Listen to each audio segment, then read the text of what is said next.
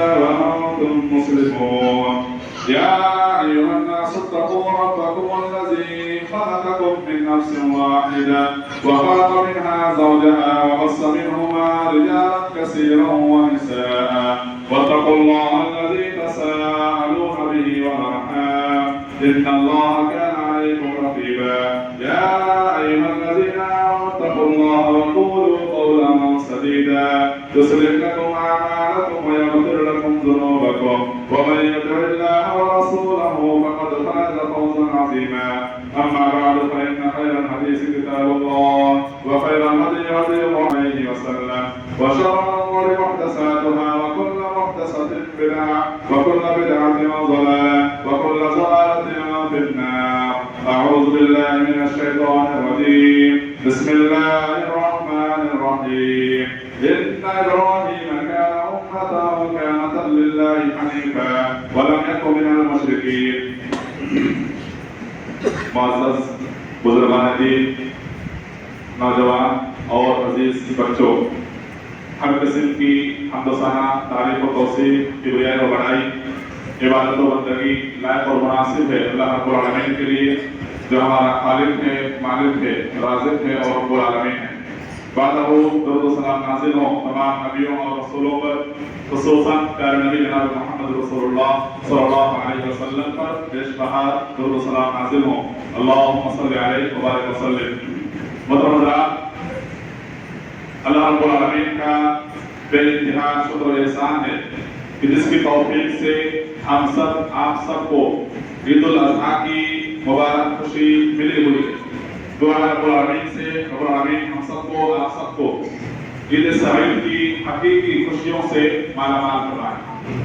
محترم حضرات، قربانی کے اس موقع پہ، قربانی کے حوالے پر جب ہم اور آپ حضرت ابراہیم علیہ السلام کی سنت کو زندہ کرتے ہوئے اپنے اپنے جانوروں کے گردن پہ چھری چلاتے ہیں تو ہمیں اور آپ کو صرف حضرت ابراہیم علیہ السلام کی یہی سنت یاد نہیں رہنا چاہیے، بلکہ حضرت ابراہیم علیہ السلام کی پوری زندگی ہمارے سامنے رہنی چاہیے۔ حضرت ابراہیم علیہ السلام ایک بہترین انسان بھی تھے، حضرت ابراہیم علیہ السلام ایک بہترین بیٹے بھی تھے، حضرت ابراہیم علیہ السلام ایک بہترین شوہر بھی تھے، حضرت ابراہیم علیہ السلام ایک بہترین شخص بھی تھے۔ حضرت ابراہیم علیہ السلام کی زندگی کے کئی بڑے پہلو ہیں، سب پر روشنی ڈالنا ممکن ہی نہیں، لیکن اللہ رب العالمین نے قرآن مجید کے اندر حضرت ابراہیم علیہ السلام کے بارے میں ایک لفظ استعمال کیا ہے۔ اللہ نے کہا ان ابراہیم کان امۃ، کہ بے شک حضرت ابراہیم علیہ السلام پوری ایک امت تھے۔ کیا مطلب ہے؟ پوری ایک امت کے اندر جو خوبیاں ہوتی ہیں، جو کوالٹی ہوتی ہیں، وہ اکیلے حضرت ابراہیم علیہ السلام کے اندر موجود تھی۔ کیسے؟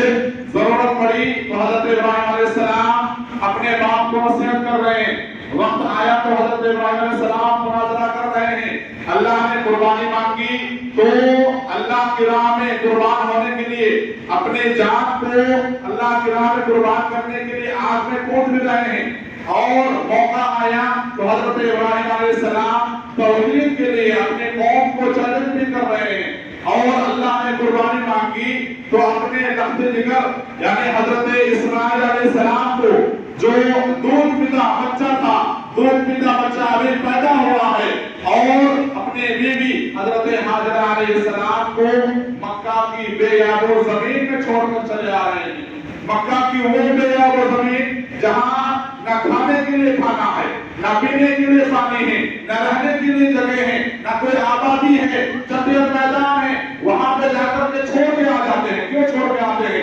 اللہ کا حکم ہوتا ہے۔ حضرت ابراہیم علیہ السلام اپنے 80 سال کی عمر میں بیٹے سے اللہ رب العالمین آپ کو نوازتا ہے، اور پھر وہی پہ آپ کی آزمائش ختم نہیں ہوتی، آپ کو حکم ملتا ہے کہ جائیے چھوڑ کے آئیے، جا کے چھوڑ کے آتے ہیں۔ بی بی حاجرہ علیہ السلام پریشان ہوتی ہیں، بار بار پوچھ رہی ہوتی ہیں کہ اے میرے آقا، اے میرے سرکار، آپ کہاں جا رہے ہیں ہمیں چھوڑ کر کے؟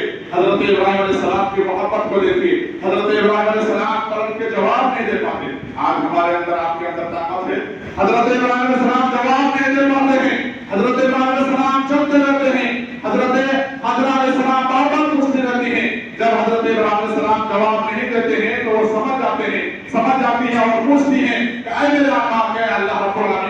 हैं, हजरत इब्राहिम अलैहिस्सलाम खामोश रहकर मुंडी हिलाकर कह देते हैं और वहां से छोड़ के चले आते हैं। फिर हजरत हाजरा अलैहिस्सलाम कहती हैं कि अगर अल्लाह रब्बुल आलमीन का ये हुक्म है तो हमें यकीन है अल्लाह रब्बुल आलमीन पर कि अल्लाह रब्बुल आलमीन हमें ज़ाया नहीं करेगा। मोहतरम हज़रात, कुर्बानी जो हम और आप करते हैं, इस कुर्बानी से अल्लाह रब्बुल आलमीन का मतलब क्या है, कुर्बानी की रूह क्या है, कुर्बानी की हकीकत क्या है, और इस कुर्बानी से अल्लाह रब्बुल आलमीन को क्या मतलब है।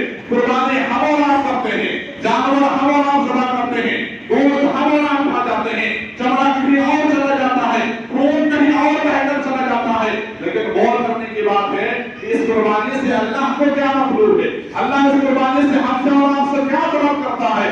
अल्लाह रब्बुल आलमीन ने सूरह हज आयत नंबर 37 का अंदर फरमाया कि ला यनालल्लाह लुहूमुहा वला दिमाउहा वलाकिन यनालुहु तक़वा मिनकुम।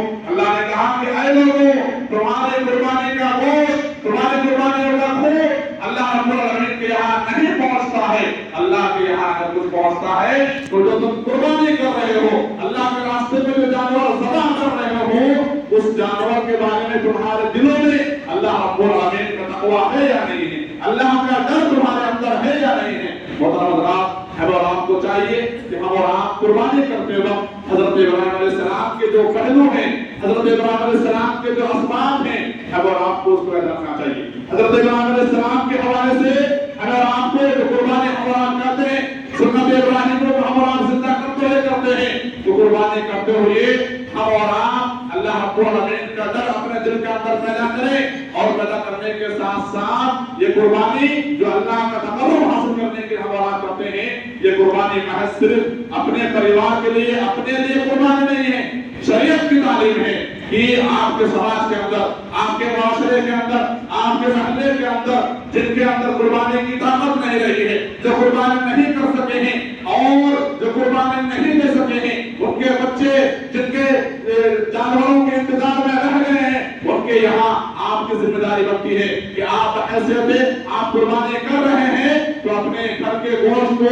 फ्रिज की जीनत मत बनाइए, फ्रिज के अंदर बैठ करके मत रखिए, आप स्टोर कीजिए, हुक्म है, लेकिन समाज के, माशरे के कमजोर तबके का भी आपको ख्याल रखना है, ये आपकी जिम्मेदारी है। फ्रिज के अंदर और गोश्त को जमा करके रखना ये हमारे रात के लिए शोभा नहीं देता है कि जो एक दूसरा मुसलमान भाई जो हमारे खैर खाई का हकदार रखता है, जो हमारे खैर खाई का सबसे ज्यादा मुस्तहिक है, उसके लिए हमारे और आपके दिल बड़ा होना चाहिए, उनके लिए हम और आपको चाहिए कि हम उनके भी ख्याल करें, उनके बीवी बच्चों का भी ख्याल करें। ये हम और आप कुर्बानी के इस मौके पर हमें और आपको ये सबक मिलता है। मोहतरम हज़रात, कुर्बानी के इस हवाले से एक अहम पॉइंट मैं आपको बताना करता हूँ कि खास तौर पर हम और आपको जिन बातों का लिहाज रखना है वो ये है कि याद रखो, दीन इस्लाम ये पाकिज़गी और तहाक़्क़ुक़ वाला मज़हब है।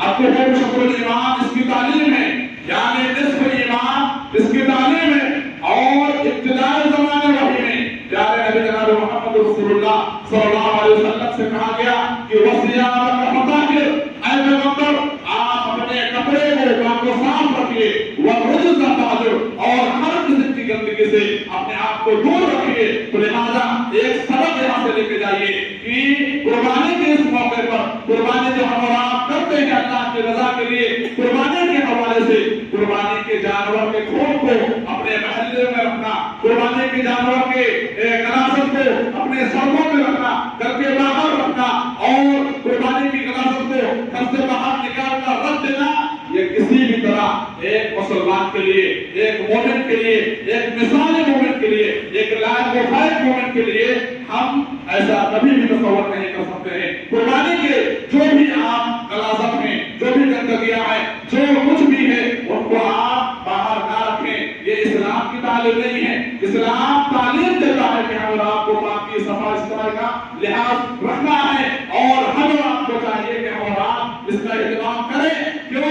इसलिए कि हम और आप एक ऐसे कंट्री में रहते हैं, ऐसे जगह में रहते हैं जहाँ पे बहुत सारे मज़हब के मानने वाले होते हैं, और हमारी और आपकी शरीयत अगर आपको तालीम देती है कि इससे ना मैं बदनाम होता हूँ, ना आप बदनाम होते हैं, बल्कि मज़हब इस्लाम इससे बदनाम होता है। तो लिहाजा कुर्बानी जो आप करें, कुर्बानी की गलासत को, कुर्बानी की गंदगी को रास्ते में, घर के बाहर या घर के बाहर जो चबूतरा बना होता है वहाँ पे इसका रखने का एहतमाम ना करें। अपने अपने अपने सेफ्टी को उसको रखें, किसी को तकलीफ ना दें। दुआ रब्बुल आलमीन हम सबको आप सबको हज़रत इब्राहीम अलैहिस्सलाम और हज़रत हाजरा अलैहिस्सलाम के नक्शे कदम पर चलने की तौफीक अता फरमा। या अल्लाह रब्बुल आलमीन हम सबको आप सबको प्यारे नबी मोहम्मद रसूलुल्लाह सल्लल्लाहु अलैहि वसल्लम और तमाम अंबिया किराम खुसूसन अल्लाह के नबी सल्लल्लाहु अलैहि वसल्लम के जिंदगी को उसवा बनाकर अपनी जिंदगी में अपनाने की तौफीक अता फरमा। या अल्लाह रब्बुल आलमीन इस ईद उल अज़हा के मौके पे तमाम अहले ईमान के लिए, तमाम अहले इस्लाम के लिए खुशियों का और बहार का मौसम ला दे। या अल्लाह रब्बुल आलमीन हमारी और आपकी कुर्बानियों को कबूल फरमा ले।